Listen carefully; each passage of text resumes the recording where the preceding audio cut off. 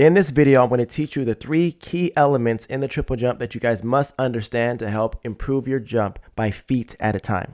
This is Andrew Robinson. I'm going to let his video play. The first jump is 4610 at state a few years back.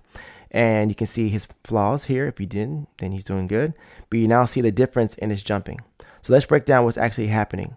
So the first thing is, yes, he's stuttering into the board. We fixed that already. Okay. Now the first thing is when you take off from the board, you want to make sure you finish the takeoff. Right now you see that the leg isn't all the way straight. The knee drive isn't all the way extended. Okay. And then he doesn't get to his drop leg position. The legs right now are bent. We do not want this because this speeds up the rotational speeds and decreases the overall distance in your hop phase.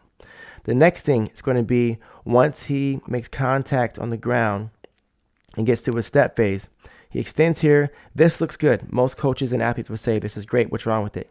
Well, what's wrong with it is how he exits his positions.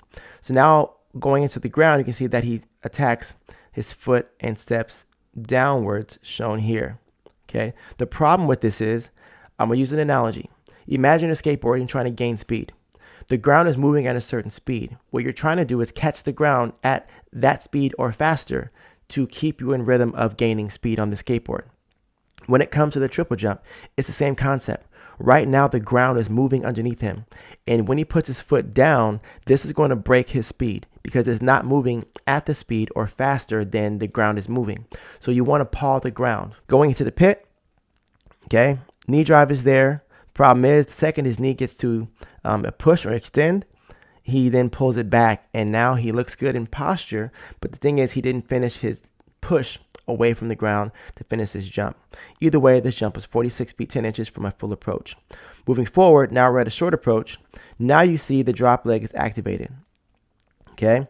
And then from there, he pulls that jump leg through into his bounding position.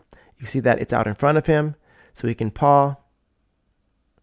And now that helps him transition into a step phase, which is great here.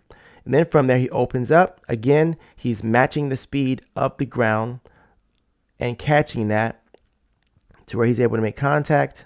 And then again, goes into that position, makes contact. Knee drive is there. The extension is there.